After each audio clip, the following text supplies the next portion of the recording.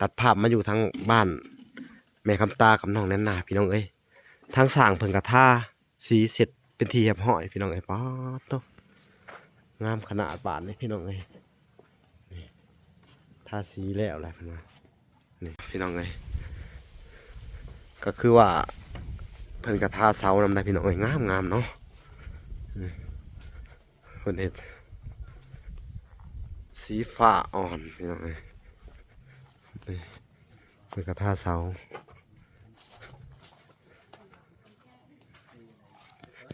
งามเนาะประเทศนอกพี่น้องดู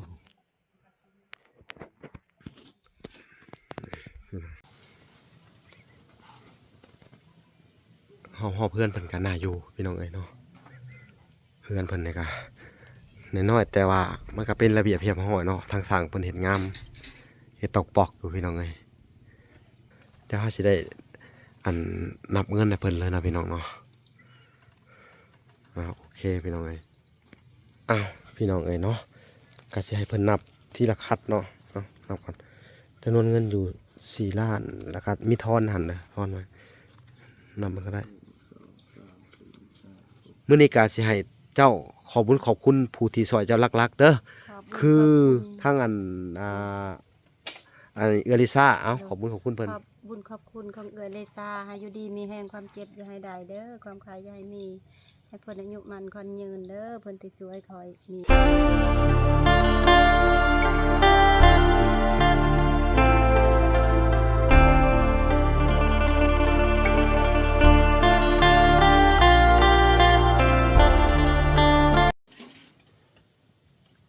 โอเคพี่น้องเอ้ยเนาะ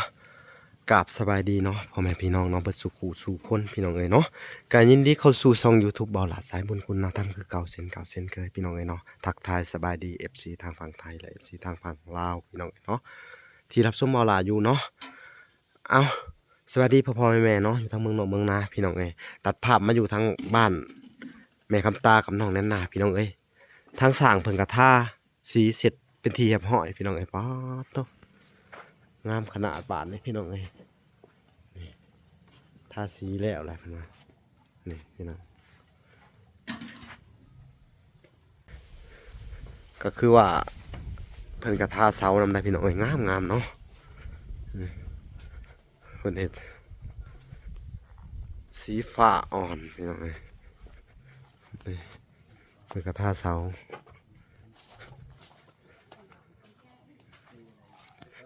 งามเนาะประเทศนอกพี่น้องดู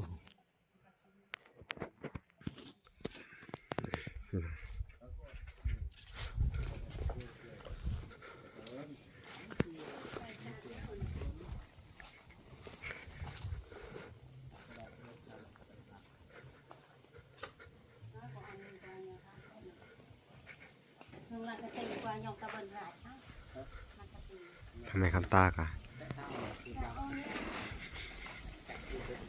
ขึ้นไปเบิ่งทั้งเฮือนอีกพี่น้องเลย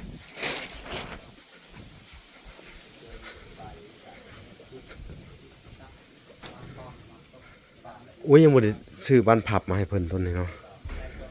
ลืมเฮ้อซื้ออะไรบ้านผับอะไรคือบ่ให้เพิ่นเข้าให้เลยซั่นนี่อ๋อสบายดีแต่ว่าบ้านผับซื้อแล้วเนาะต้องไปหาก่อนหาบ้านผับก่อนนี่พี่น้องเลยถึงเฮือนเพิ่นก็โอเคเลย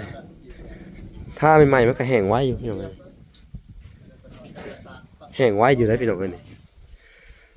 สีแดงโอ้เฮือนซานเพิ่นเขาคล้องเพิ่นเต็มกระเป๋าพี่น้องเลยคนชาวบ้านเอามาให้ถือว่าสุดยอดเลยเนาะโอ้บันผับเลยเนาะเป็นได้สีเฮือนดีใจคักวะดีใจหลายบ่อันนี้ก็เป็นเงินของทางเอื้อยลิซ่าเด้อเพิ่นผากมาให้อีกอันสมทบอีก$300เนาะพี่น้องเอ้ยทางเวลาก็สิได้อันมาไล่เงินกันก่อนพี่น้องเอ้ยเนาะไล่เงินค่าสร้างค่าหยังจะน้อยก็สิให้เจ้าขอบคุณเพิ่นเด้อเพราะว่าอันนี้เป็นจุดประสงค์ของเพิ่นที่ว่าอยากซอยแล้วก็ซอยให้มันแล้วเพิ่นว่าเนาะอีดูสงสารเจ้าพี่น้องเอ้ย หน่อยดูสงสารทางแม่คำตาลนี่แหละพี่น้องเนาะเดี๋ยวเราก็สิสอบถามสร้างเพิ่น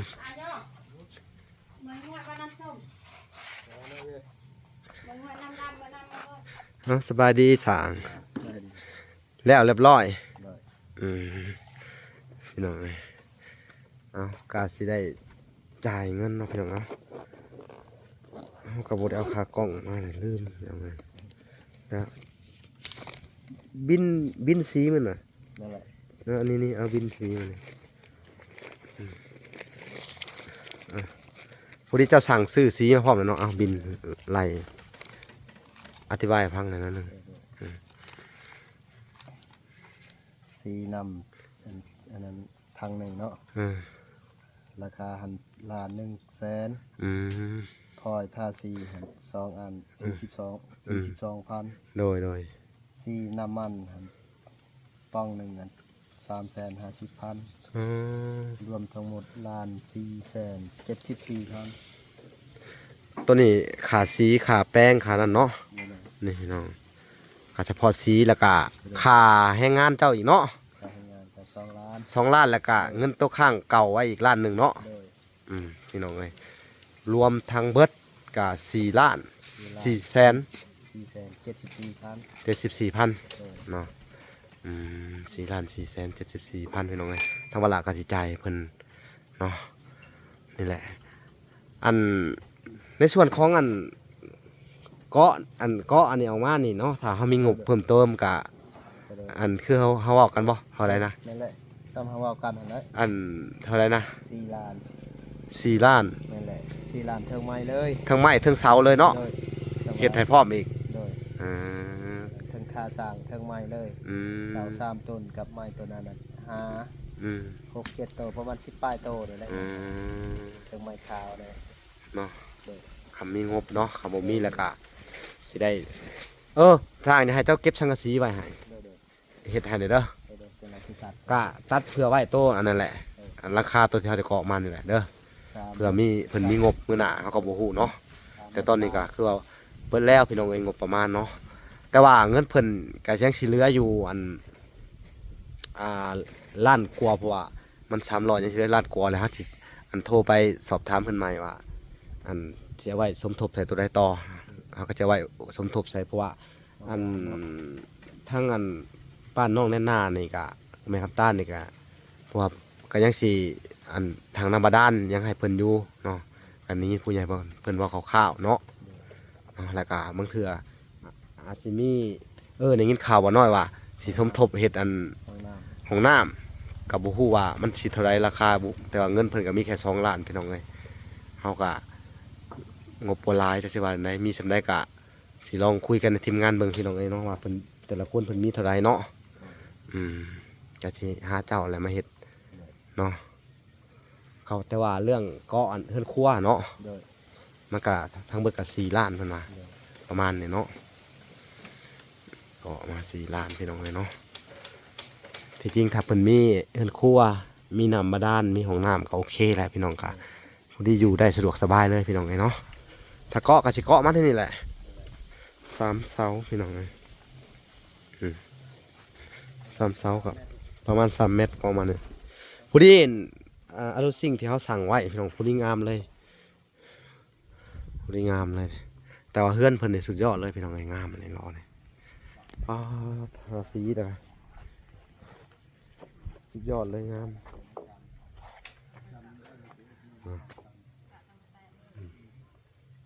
งามขนาดพี่น้อง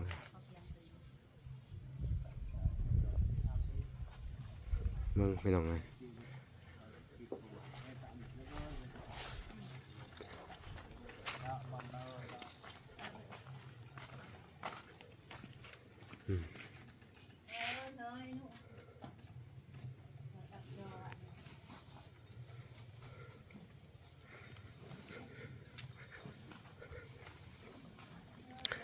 แม่คำตาเพิ่นกะเฮาเพื่อนเพิ่นกันน่าอยู่พี่น้องเอ้ยเนาะเพื่อนเพิ่นนี่กะน้อยๆแต่ว่ามันก็เป็นระเบียบเรียบร้อยเนาะทางสร้างเพิ่นเฮ็ดงามเฮ็ดตอกปอกอยู่พี่น้องเอ้ย เป็นระเบียบเรียบร้อยแต่ว่ามื้อหน้าพิสูจน์สร้างได้พี่น้องเอ้ยฝนตกบ่หัวยามหาเพิ่นเฮ็ดดีอะเพิ่นทาสีให้ยังเรียบร้อยเบิดเลยพี่น้องเอ้ยถือว่าสุดยอดเลยหลายเรือนหลังเนี่ยพี่น้องเอ้ยเนาะเขาทาอีหลีรอพี่น้องนี่อ้อมๆ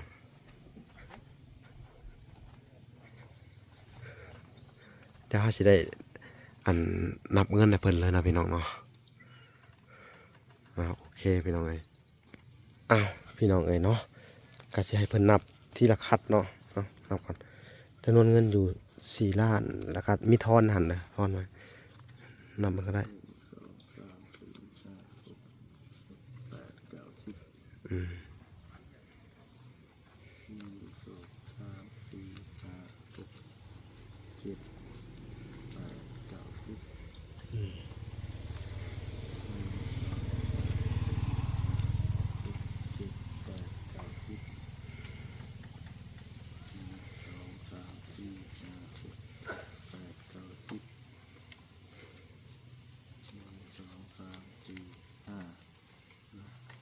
หาคือตัวทอน 3 4อย่าง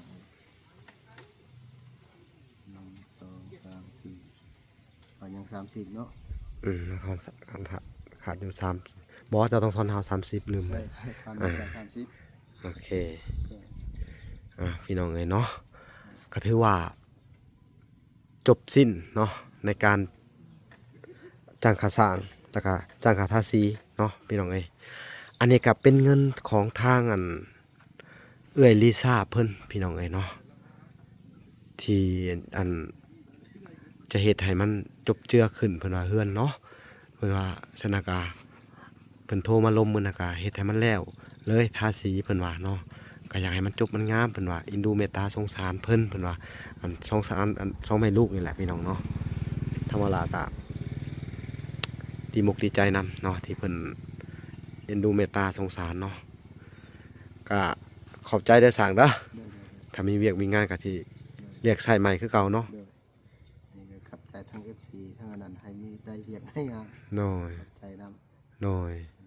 เนาะถ้ามีหยังก็สิเรียกใส่ยังหาคือเก่าเนาะแต่ว่านั่นแหละถ้าเกิดว่ามีงบเข้ามาบ่หรือว่ามีผู้ที่ว่าเอ็นดูเมตตาสงสารเพิ่นเรื่องของเกาะเฮือนครัวคือเขาว่าประมาณ4 ล้านนี่ก็ยินดีคือเก่ายินดีใส่เจ้าคือเก่าเนาะแต่ว่างบของทางเอลิซ่าเพิ่นก็ตอนนี้ก็ยังเหลืออยู่พี่น้องเอ้ยยังเหลืออยู่2 ล้านเนาะนำเฮานี่เนาะเพราะว่า2 ล้านปลายเนาะ2 ล้าน2 ล้าน1 แสนพี่น้องเอ้ยเนาะและที่เหลือก็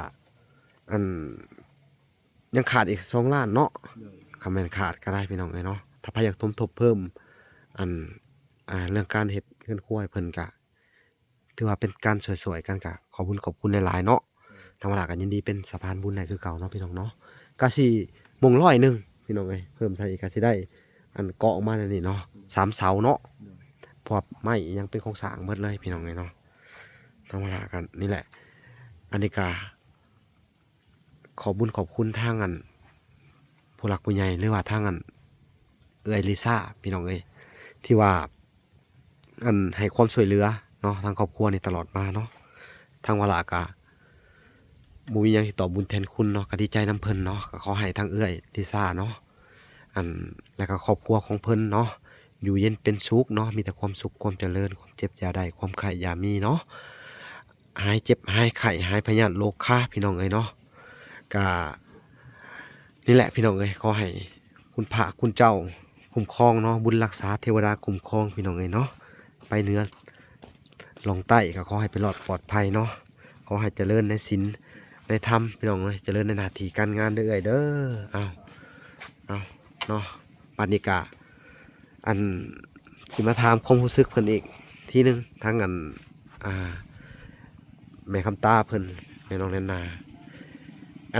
คักบ่เพิ่นทาสีคักงามบ่ งาม จะว่าสร้างรุ่นนี้เป็นจังได๋สร้างเพิ่นเฮ็ดดีอยู่บ่ดีเนาะโดยพอใจแล้วบ่พอใจเนาะ ดีใจดีใจหลายบ่ดีใจหลายไปทางใดกับชาวบ้านถามมาโอ้บุญนี้ขนาดแล้วเขาเนาะโดย จัดเฮือนน่ะก็จัดผู้คนกับ มาร่วมงานหลายอะไรเนาะยอมรับเลยวัดเจ้านี่ชาวบ้านบ่ทิ่มอะไร ชาวบ้านเพิ่นเบา อืม เบาอันชาวบ้านเด้เพิ่น อืม เข้ามา อืมเพิ่นว่าจังไดเพิ่นว่า หลาย เพิ่นเพิ่นว่าท่วงหลาย ดูเขาก็ เขาก็ดีใจนำเนาะ เรียงกันแม่น เขาก็พร้อมเพรียงกันอะไรรอเนาะ แม่น ชาวบ้านทุกเจ้า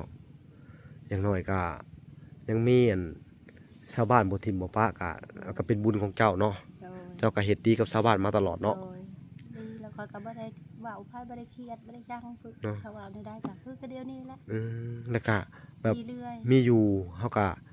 อยู่ไปมีกินเฮาก็กินไปเนาะที่ผ่านมาตะกี้ก็ แม่น ลำบากใจแต่ตัวเดียวเลยเนาะเฮามาหาพี่หาน้อง แม่น กับนี่แหละคือเห็นแหละทุกคนเนาะ บ่มีเฮาก็อยู่ เนาะ อดเอาเด้อบัดนี้เด้อ ให้ก็กิน อดเอา บ่ให้ก็อยู่ อดเอา คือเดี๋ยวนี้ก็บ่เครียดเพิ่นเนาะ เครียดภาษา แม่นก็ปล่อยไปเลยเนาะ ปล่อยไปตาม ก็ย่าแล้วเฮาได้ซำนี้แล้วก็ถือว่า กสะทุว่าได้ซำนี้ แม่น บุญคุณ มีแต่สิ่งที่เฮาดีมกดีใจนำกะสิ่งที่ชุดเก้าอันตั้งใจไว้ก็คือไปเกี่ยวข้าวเกี่ยวน้ำบ่ให้ตัวเอง โดย อึดหิวนี่แหละดีเนาะ โดย ดีใจนำเด้อ โดย นั่นแหละเฮ็ดโลดเฮาว่าถ้า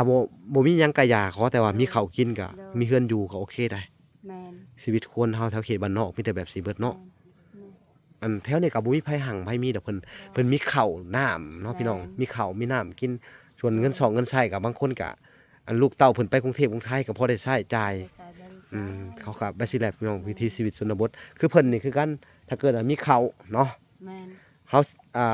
เฮาบ่มีอย่างอื่นเฮาก็หาเอาจากธรรมชาติ แม่น มันก็พอหาได้กินอยู่พี่น้องเอ้ย กินนะฮะเอ้า หาขุดอันกบขุดเขียดขุดกระปูขายเนาะ กระปูก็กินกระปู ได้กระปูกินกระปู บ่ได้ นั่นแหละ คนได้ปากกับยาเฮาบ่ได้ สู้เด้อ ให้ สู้ต่อไปอดเอา เนาะอดเอากะนี่แหละเพิ่นช่วยเฮาสำนี้กะ โดย เฮาก็ดีใจได้เห็นเจ้า ดีใจ รักษาของแบบว่าเพิ่นให้มาคือตรงคือเตียง ได้ ก็ทำความสะอาดเนาะพี่น้องเอ้ย ได้ เพิ่นตั้งใจเป็นคนอยากได้อยากมีอะไรเนาะ ซาแลเพื่อ อืม แม่นี่บ่ได้คันเพแล้วไผสิเฮ็ดให้ อืม แม่นๆเนาะ บ่มีแต่ผู้หญิงก็เพิ่นเฮ็ดให้แล้วก็รักษาเวียนนะค่าสิห้าม แม่ ไป ลูก ตาด ผัวกับบ่มีผู้หญิงคนเดียวเนาะ อันนั้นแม่น อืม แต่มันแตก รักษาไว้เด้อ โดย ข่อยก็ยอมรับว่าเจ้านี่เป็นคนที่อดออมได้ดีพี่น้องเอ้ยเนาะเขาวนำตำปะอันอิหยังเอิ้นว่าอาหารการกินซั่นซะก็จนแทบจะบ่ได้ซื้อไปหาอยู่หากินเองเบิดเลยเนาะ ซื้อ อืมหาปูหาปลากินเนาะหวานแหก็เป็นเนาะ เป็น เก่ง หากบ่มีแฮ เสียดายแต่เพิ่นบ่มีแหพี่น้องเอ้ยเนาะ ยืมของเพิ่น ยืมของเพิ่นมา โดย อืมสู้ๆก่อนเนาะสักวันหนึ่งชีวิตเฮาอาจสิดีขึ้นเนาะมื้อหน้ามื้อในก็บ่ฮู้เนาะคือว่าผู้ใหญ่ซอยในมื้อนี้ก็เจ้าก็ภาวนาเนาะขอบคุณเพิ่นเด้อขอให้เพิ่นอันเจริญทุกสิ่งทุกอย่างเจริญในหน้าที่การงานเนาะเจริญทางด้านวัตถุสิ่งของเนาะเอาให้อยู่ดีมีแห้งให้อยู่ดีมีสุขเนาะเพิ่นก็ได้เนาะเอากะมื้อนี้ก็สิให้เจ้าขอบคุณผู้ที่ซอยเจ้ารักๆเด้อ ขอบณ คือ ขอบคุณ ทั้งอันเอลิซ่าเอาขอบคุณเพิ่น ขอบบุญขอบคุณของเอื้อเลซาให้อยู่ดีมีแห่งความเจ็บอย่าให้ได้เด้อความขายอย่าให้มีให้เพิ่นอายุมันคนยืนเด้อเพิ่นที่สวยคอยเนียน โดยเพิ่นที่ผู้ที่ซอยเพิ่นว่าก็ขอให้อันอายุมันคนยืนเพิ่นว่าเพิ่นก็เว้าบ่ค่อยเก่งแน่พี่น้องเอ้ยเนาะ เว้าเป็น นี่แหละเวลากะอันขอบคุณเช่นกันเด้อทางเอลิซ่าเนาะทางเอลิซ่าเพิ่นก็บ่ได้ทิมบ่ได้ปะอันทางวาระคือกันเนาะเพิ่นก็บ่ได้ซอยแต่อันแม่คำตาเพิ่นก็ซอยทั้งค่าน้ำมูกน้ำมันเนาะค่าอยู่ค่ากินมื้อนั้นเพิ่นก็ให้50เหรียญพี่น้องเอ้ยขอบคุณเด้อเอ้ยเงินของเจ้าก็ขอให้เจ้าอันได้กลับคืนไปเด้อหมื่นเท่าแสนเท่าล้านเท่าล้านเท่าเอ้ยเนาะขอให้มีแต่ความสุขความเจริญเด้อเงินเจ้าค่ะนี่แหละซื้อน้ำมันรถเที่ยวมาถ่ายทำเพิ่นแล้วก็ซื้ออยู่ซื้อกินก็ได้ย้อนเจ้าเด้อแล้วก็ได้ย้อนพ่อแม่หลายๆคนพี่น้องเอ้ยที่ว่าสวยทางวลามากอะวลาก็ขอบคุณหลายๆพี่น้องเอ้ยเนาะดีมกดีใจหลายเพิ่นมีป้าให้สร้างนี่เป็นโอ้สิกินเนาะไปหาเองบ่ป้าไปหามาแล้วก็ตากแห้งไว้เนาะโดยขอบใจได้สั่ง สิเมื่อบ่บัดนี้ ขอเป็นที่ชาบ้าน เออถ้าในส่วนใดบ่แล้วนั่นเดียว เอาเดียวนี่ เก็บงานเนาะเพราะว่ามันบางบ่อนมันก็ถ้าบ่แล้วเด้พี่น้องเพิ่นก็จะเก็บรอเก็บหั่นเนาะเอาเขายอมรับว่าเจ้าละเอียดได้เขาว่าบ่แล้วก็คือรอเก็บให้มันละเอียดโอเคเฮาดีมุกดีใจหลายที่ได้พ่อช่างก็ตั้งใจเฮ็ดอะไรพี่น้องเอ้ยเนาะเฮายอมรับเลยว่าสีมือสร้างเฮ็ดเฮือนก็งามทาสีก็งามเป็นคนที่ตั้งใจเนาะมักหักในอาชีพเจ้าของเนาะ ต้องเฮ็ดให้มันละเอียดตามคาดหมายไว้นะโอเคพี่น้องเอ้ยคลิปนี้ก็แบตเบิดแหละพี่น้องเอ้ยก็สิขอจบก่อนแต่เพียงเท่านี้เนาะพบกันใหม่อีกคลิปหน้าเด้อเอาสบายดีและสวัสดีบ๊ายบายพี่น้องเอ้ย